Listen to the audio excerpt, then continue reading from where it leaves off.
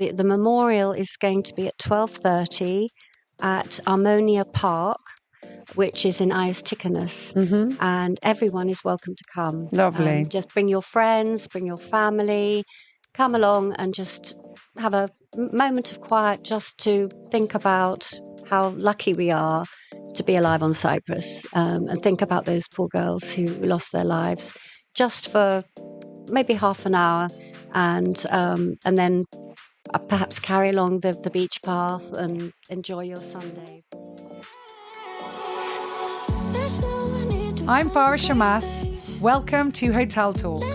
We hope you enjoy listening to this friendly conversation between people connected by real life in hotels.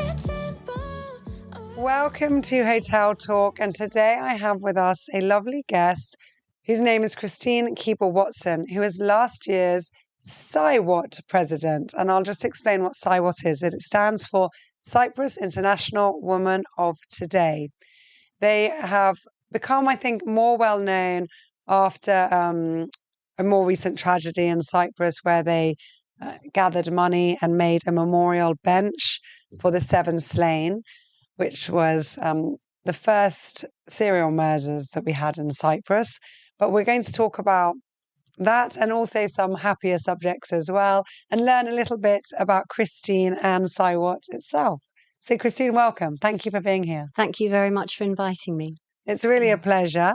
So first of all, let's start with telling everyone a bit about you.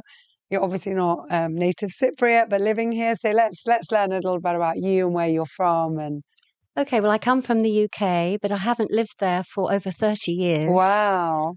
Because I've lived in Germany and then Paris, and then I came to Cyprus in 2008. Amazing. So you love traveling around? I love traveling. I'm really following my husband's career. I met him in 1993. Okay. We've been together for 30 years now. Congratulations. 31.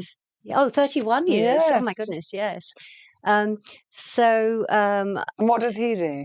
Well, he worked in pharmaceuticals, animal health, medicines for animals. Oh. And he actually worked for the same company for many, many years. But of course, the company went through many different manifestations because pharmaceutical companies make acquisitions all the time. So he stayed in the same job, but the name of the company changed several times. And with each acquisition, we moved country. Yes, it involved a move. Did you learn the languages every time you moved? Or? I learnt the German in Germany, and I learnt French in France because I was there for 10 years. I always admire people who pick up languages. But I'm afraid Greek is much more of a challenge, and I don't know if that's because I'm older and my memory is not as good as it used to be, or whether it's tough. It is a tough language. It is. Yeah. I'm learning just on Duolingo, and as I drive in the car, I listen to tapes, but it's more of a struggle. Good for you.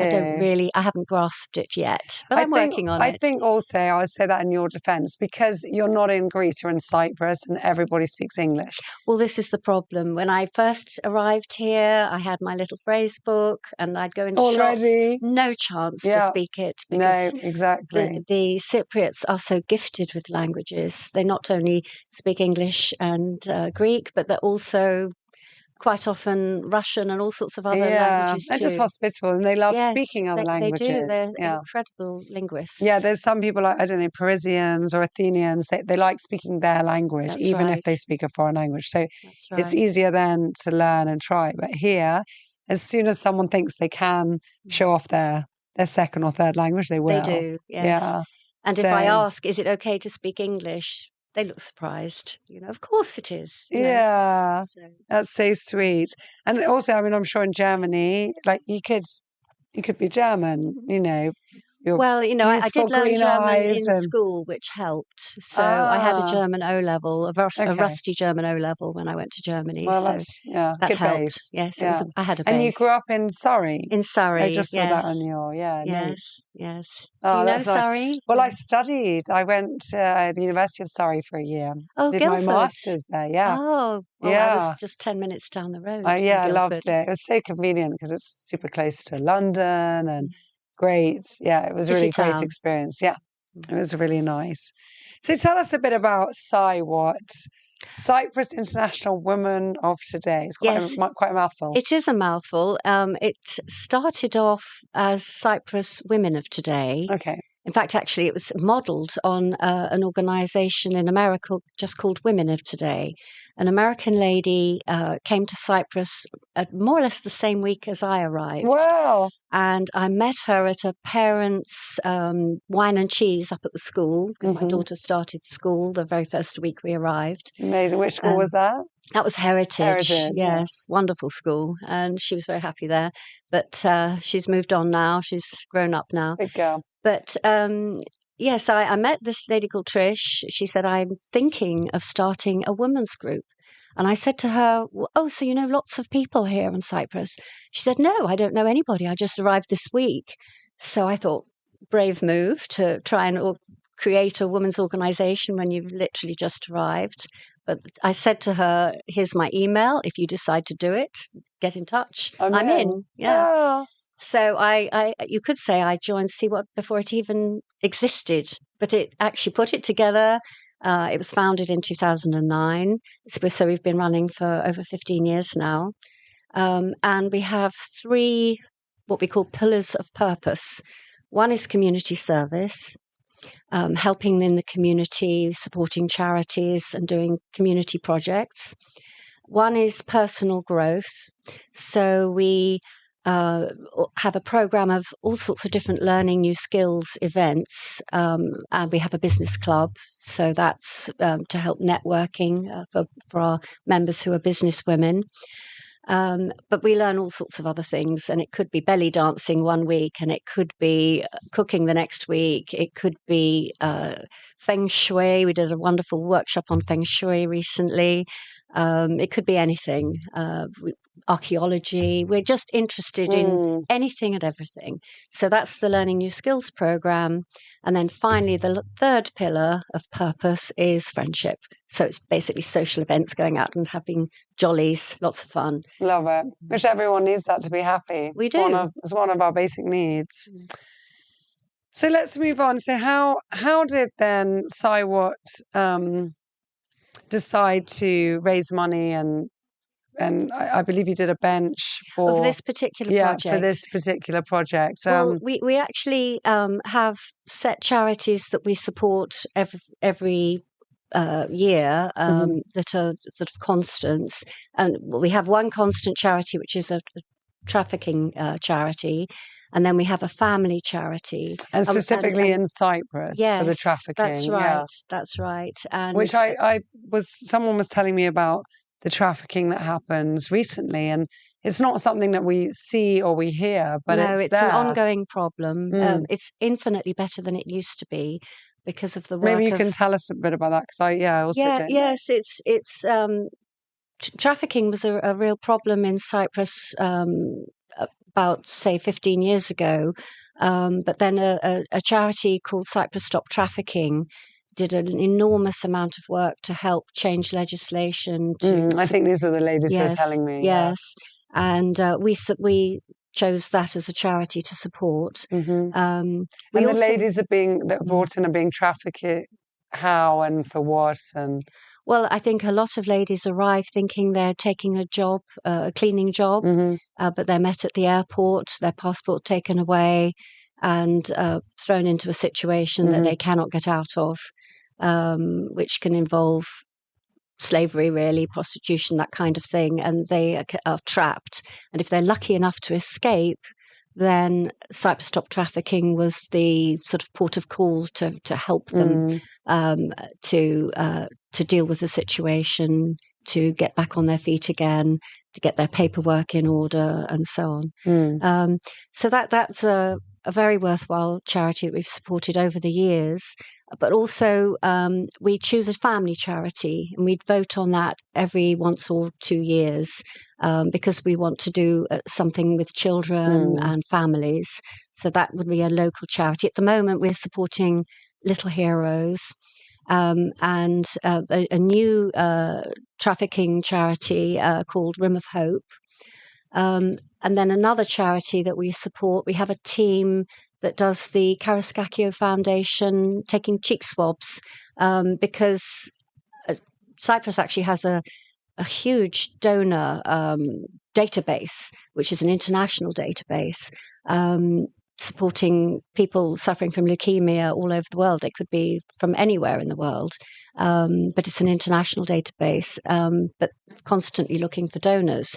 So we have a team, we take cheek swabs at events to get stem cell matches for people who need to be helped if they're suffering from leukemia. And are there a lot of people willing to donate? Oh, yes. That's amazing. Absolutely amazing. I went to an event at the university a couple of weeks ago, and we were taking cheek swabs there. But a lot of the kids who came up to us said, "Oh, already done it, already done it, already done it." So they're actually very willing to give their cheek swabs. Because I think a lot of people are a bit afraid of the idea of giving bone marrow, but actually these days it's not usually bone marrow, it's usually just some stem cells from the blood. And it's very easy to extract, and they even get their blood back, just minus a few stem cells. So it's actually very straightforward now. Amazing. Yeah. I didn't know that. Actually. No, it's much simpler and very straightforward. So we have our team of ladies who do that at public events or companies. In fact, San Rafael has had the staff all come by and give their donations. So we'll go anywhere and everywhere in Limassol or thereabouts. Amazing. But the project you wanted to ask me about, which was the memorial bench, though, that isn't a project which is one of our ongoing charities. That was a project of one of our members. Because what happens is CIWOT is about empowering women. If our members have a particular project that is terribly dear to their hearts and they come to us for help, and that's exactly what Lady Elizabeth Haslam did. She rang me up when I was president, and she said, I've got this idea that we should help the victims of the families, the families of the victims, I should say, to help them get over their terrible trauma and grief, to do a memorial in memory of the victims of the serial killer. And she said she would like to sort of see if we could organise it for the people of Cyprus, to give a gesture of a memorial. And so I asked some of the ladies in CIWOT if they would like to help Elizabeth, and they put together a committee. Elizabeth was the chair, and they got the bench made. It is now installed in a very beautiful place, just on the seafront at Iastikonos. It's in Armonia Park. And we plan to inaugurate the bench in November the 10th. We're going to have a little ceremony down by the sea there, around the bench, and some representatives from different churches are going to come along and say a few words. And there'll be, I think, a little bit of singing, and just to remember the girls who died. I think, can I list them? Is that okay? Please okay. do. So Asmita, Mary Rose, Sierra, Ariane, Marika, Livia, and Natalia. And we want to remember them and help their families to deal with their grief. And just to let people know who don't know the story, I think is it generally referred to as the 7 slain, or that's was right. that, yeah.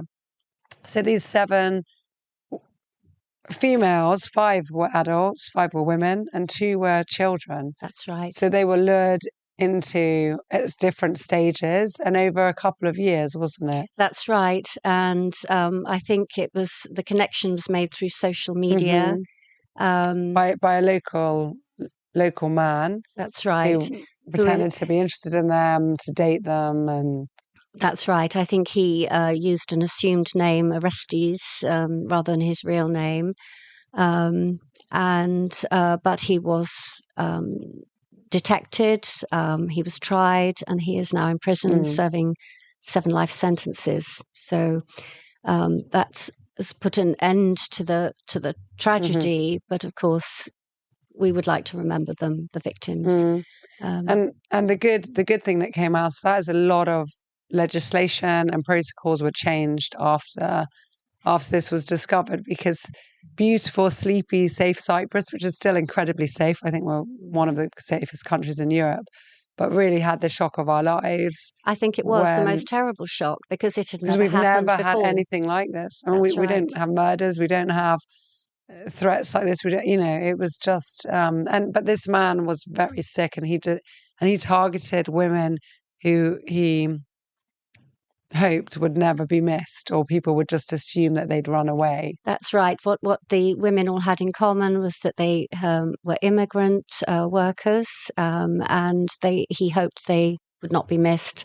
I think one was from Nepal, and 3 were from the Philippines, and 2 from Romania. And this is the sort of, it's possible that sometimes people come into the any country, and they it's more difficult to miss them because they're not in their own place. We're surrounded by their families, and he thought that was going to work for him, but it didn't. Thank goodness. So tell us a little bit about Agabi, because Agabi was one of the charities that you worked with. That's right, yes. And Lady Elizabeth, she is a director on the board of Agabi. It's a wonderful charity. It's actually, it's now decided to become a limited company for the simple reason that the paperwork is absolutely incredible when you run an organization which is a non-governmental organization. There's ridiculous amount of paperwork to do, which we know about ourselves because CIWOT is a non-government organisation, and it's a lot of paperwork to do. And with the kind of work that they do, it's better for them to be a limited company now because they have a shop. And it's a charity shop where you can bring all your stuff, they will sell it, and all the money goes towards helping the poor. Their sort of a slogan, if you like, is walking with the poor from any race or religion. So there are plenty of people who need to be helped in some shape or form, and Agapi do it. They do a wonderful job. That's so nice. And of course, Agapi, for those who don't know, means love. That's right. So it's a beautiful So name. Dolly, that is Dolores Vides, she's heading up Agapi, and she works closely with Elizabeth. So when we put the committee together to try and get the bench organised, it was obviously natural that Dolly would be invited to be on the committee as well. Aww. So she's been very, very helpful in helping it all to come along. That's amazing. Well, I love that. I think you're doing some amazing work, and I'm sure for so many, providing just a happy home and a community, especially maybe for newcomers on the island. And well, I think I really believe in CIWOT because having moved countries several times, when you first turn up in a country and you do not know a living soul, it is quite daunting. And that's happened to me in Germany. Several it happened times. to me in France, and then here again in Cyprus. When I turned up at that wine and cheese up at the school, I literally didn't know anybody. And so the idea of joining a club, I joined a club in France and I joined a club in Germany, and it really helped to get my feet in, I hit the ground running. Yeah. And the thing about joining an international women's club is that I honestly think if I go to a CIWOT event, I cannot come away without having learned something new. Even if it's just where to buy a really good loaf of bread, you just become in the know so quickly. And if you need to get something done, there's somebody there you can ask for help. And I think that's what it's about. It's about empowering women. I think women are very good at working collaboratively. And that's why I really like an international club, because first of all, it helps you to meet local people. You inevitably get involved with other members, neighbours and friends and so on. But also, I love the variety of dealing with so many different nationalities. It's exciting. It's fun. Yeah. Oh, it definitely sounds it. And I do think, it's really important. Everybody needs that sense of community and to feel heard and appreciated. So, and it's great to learn things. It's great to do something and have something to look forward to. Yes. You know, as you said, if there's a feng shui, we're going to have this month, and well, it's about making your own fun. It's a small island, but there's lots to do. There's so much to do here. I love it, and so much more than definitely when I was little. I always laugh, like people came back to Cyprus from studying. When I was little, I mean, there were like 5 restaurants, you know, but now I don't even know half the places you can go and visit. Well, Limassol is booming, isn't it? Limassol is booming. It's just amazing. It's so cosmopolitan. Every time I go down into the city, because I actually live up in the hill above Pyrgos, just down the road from here, actually. But when I drive down into the city, I see yet another building that I haven't seen before. It's amazing. I know. We had Rebecca Pieridis here, who's on this podcast. He's the managing director of Crown Plaza. And she was saying she loves going to events and shows and theatre. And she's like, I can literally book something every night. And I'm like, wow. And, you know, for me, I'm like, where would that be? But once you start and then you sign up for different newsletters and it's amazing. And of course, there's just the natural beauty of just slowing down and swimming in the sea. Yes. Or going for a walk on the beach walk, or it's really yes, beautiful. If all else fails, there's that beautiful promenade along the seafront and the beach path. Yes, which we all need to make more time for. Well, actually, I think it's nicer in winter, isn't it? Winter. For walking, definitely. When we say winter, it's still like, 26 degrees, but that's the perfect time. It is. Which we're getting to now. So, favourite quotes? Now, favourite quote, it's one that I came across many, many years ago. Back in the day, an old boyfriend sent me this little quote. He said, "That's you, Chris." And I thought, what? What's this all about? It is, angels can fly because they can take themselves lightly. And I thought, what's that all about? But actually, I've had it in my mind for many, many years now, because I think we all take ourselves rather seriously.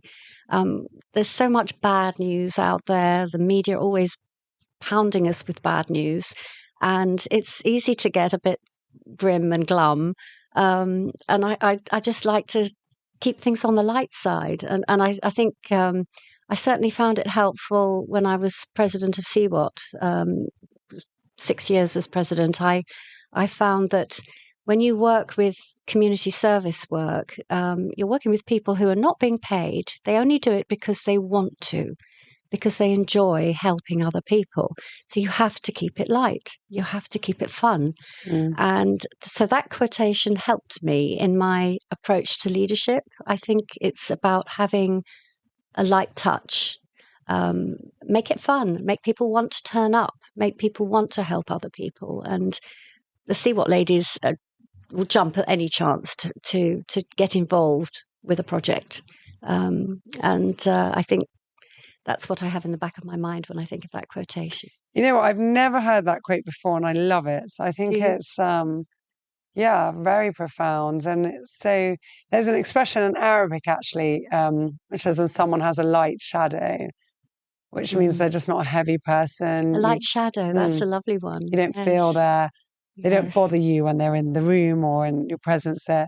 Yeah, it's a light. I like that approach. because a shadow, you often think of it as being rather ominous, but if to have a light shadow is lovely. Yeah. Yes. And and this is very similar, and I love that. And yeah, we're all angels. I always say that to my children, they're my angels. We all have the scope to be, don't we? Everyone has the scope to be, but and also I do think people do take themselves rather seriously.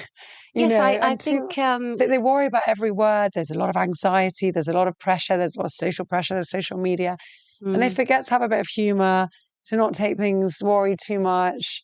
Yes, so often I hear the words sort of achievement and success and ambition and all these things at which we think we're supposed to be. And that's fine when we have families to support and we want to get on and so on. But it's not just that. About that, it's not. And it's easy to fall into a thing where I must have a mentor, I must have a coach, I must do better, I must be the absolute best that I can be. But to do it all the time, it's a little bit exhausting. I think we have to have some joy in our lives, Definitely. and to have that touch. And just not worry about other people's views of yourself. I mean, it is important. We all want to feel accepted and appreciated and heard, that we spoke about earlier, but just to, laugh at yourself, laugh with others, and just. And I think if we're going to have a job, I think the job of all women is to make magic moments. We have to look after our families. We want them to have joy in their lives. And to do that, we make magic moments, feasts, parties, birthdays, Christmases, all of that. It's all about making magic moments. Yeah. And, I think I have a little sign in my house saying, "Excuse the mess, but my children are making happy memories." oh, that's lovely. Yes. Yeah. Okay, so last question of this episode is a bonus question. Oh, right. So the team at St. Raphael will put this together, and they go into this crystal ball, and then you get to pick one out.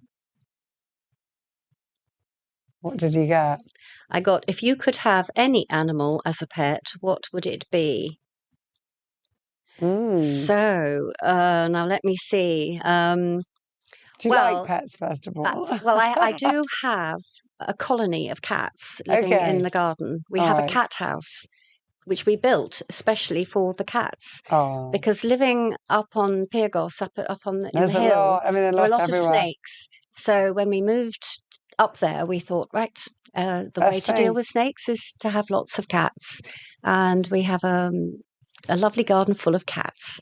But they all live in their cat house. They're garden cats. They don't come in the house. Because we've got too many. Really, are they neutered and spayed, or do they just? Yes, they are. Except for a couple of strays. Do they have names? Yes, they all have names. And if you want me to, I can list them, but they're rather absurd and bizarre, some of them. But the thing about cats is you don't have cats, they have you. They decide that you're going to be their sort of God, if you like, Protector. The God. Or my husband they're his cats actually, and he says I am their God. They think I am God. I think it gives him a sense of purpose, if you like, in his retirement.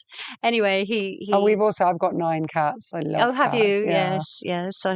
I had 11 at the last count, but you never quite know because they come in, they go away. As well. Mine are quite. This is it, but yeah. No. So, what would be your favorite pet if you could have any? If the truth be known, it would be a dog. Oh, really? Yes, but maybe it's time to get a dog. There's plenty of shelters here. And... I just, I thought, well, this seems to be a cat house, but I said that, and I had 10 cats at the time, and then I got a little dog. Oh, you did? And that dog just plays with the cats all day. At the beginning, they were like, not very happy, but now they're fine. They just ignore the dog, whack her occasionally, and she spends all day trying to play with one, and then the other. And then the other. So by the time she's gone round the 9, she starts again, and then she's exhausted. Maybe I should look at doing that. But at the moment, we're just sort of inundated with. Well, we have 11 cats at the moment. So next week, who knows? Because the strays, they sort of malinger in the corner for ages, and they want to join in, but they're not sure. And you think, well, you'll be a member soon, but the other cats have to accept the strays. Once they're in, but they have to become part of the team first. Yeah. Like life, I guess. Yes. Thank you so much, Christine. It's been lovely and quite emotional talking about this crazy story that happened in Cyprus. Can I just repeat the event that we're going to have? The memorial is going to be at 12:30 at Armonia Park, which is in Iastikonis, and everyone is welcome to come. Lovely. Just bring your friends, bring your family, come along and just have a moment of quiet just to think about how lucky we are to be alive on Cyprus, and think about those poor girls who lost their lives just for maybe half an hour. And then perhaps carry along the beach path and enjoy your Sunday. But it would be so nice if everyone would come along and just pay their respects for a little bit. We'd really welcome everyone and anyone to come. Thank you so much. Definitely. And if you're listening to this and enjoyed this episode or any episode of Hotel Talk, make sure you share it with as many people as you can. Send it over direct messages or share it on your social media, because every year in September, we look at the stats and we see who has had the most downloads. And whoever wins, we donate from St. Raphael Resort and Marina €1,000 to a charity of their choice. So if you've loved this episode with Christine Keeble Watson, then share. And if she's the number one next September, we will be giving her €1,000 to put to very good use as part of CIWOT and charities they support. So thank you very much, everyone, for listening. Christine, thank you so much. Have a beautiful day all, and see you at the next episode. Thank you. Thank you for listening, and don't forget to hit that subscribe button because it helps us more than you may realize. If you are planning on coming to visit us at St. Raphael Resort and Marina, feel free to email our reservations team quoting Hotel Talk and receive an exclusive offer just for you. We look forward to seeing you soon, hearing your feedback about our show, and producing many, many more interesting episodes just for you, our listener, and our valued guest in mind. Thank you so much, and take care.